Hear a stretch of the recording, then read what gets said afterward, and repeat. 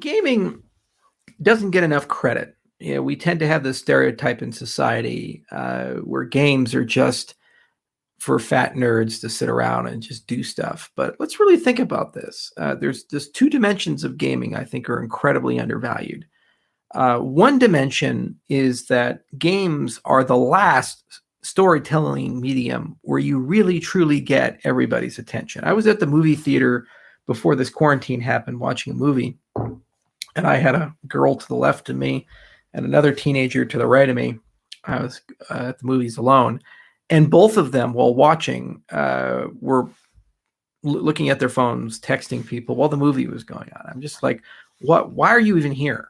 Like, I'm here in the movie theater to watch a movie, to see a story. Why are you here? Why you're half distracted? You're like Snapchatting with somebody while watching the movie.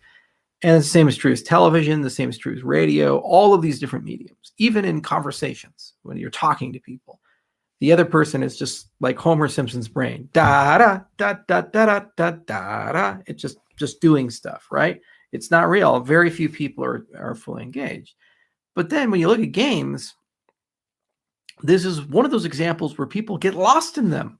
So much, though, that they can spend countless hours enthralled, connected, deeply there in the moment. So it's the last storytelling medium that we have where you have the undivided attention of your audience. And that is so undervalued. And there are great examples of where this is so powerful, like the God of War franchise, for example.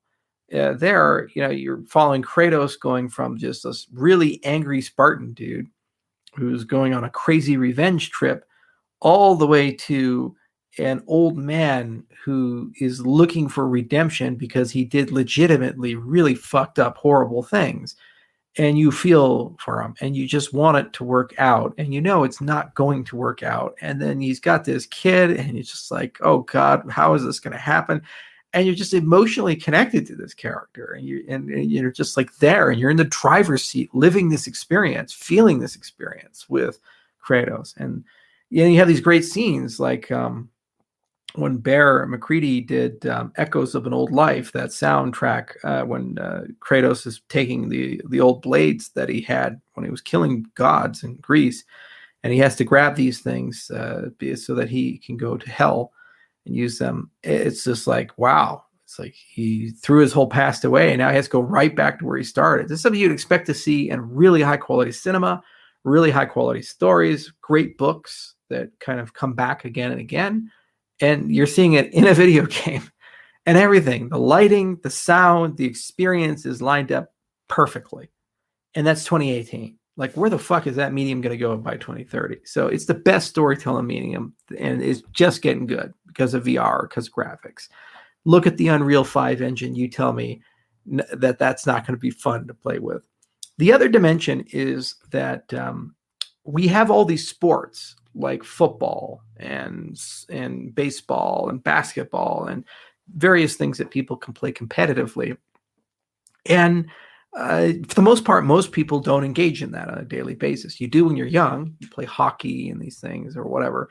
And then when you get older, you kind of get out of it. And when you watch it on television, so it's a passive action. You look at competitive esports, everybody can play Dota. They can play League of Legends. They can play Overwatch. They can play multiplayer games and engage with other people and socialize with other people. And even though they can't play at the high competitive level, they still can play the exact same game that the other people are playing, and potentially with millions of people all across the world, and gain new experiences. This is unique to gaming. And there's just nothing else in society that exists that has those two things, that deep, intensive narrative connection, and then that ability to play with people all over the world, various ages and skill sets. And every now and then you actually interact with people. Bill Gates, for example, is an avid Xbox player. So if you're playing an Xbox Live game, there is a potential that the person on the other side is Bill Gates. The same for many politicians, the same for many captains of industry. Elon Musk, for example, is known to play Fallout and other games and some competitive games online. So there's a potential, very small and very remote, that on the other side of the television, you're actually playing against Elon Musk. Think about that.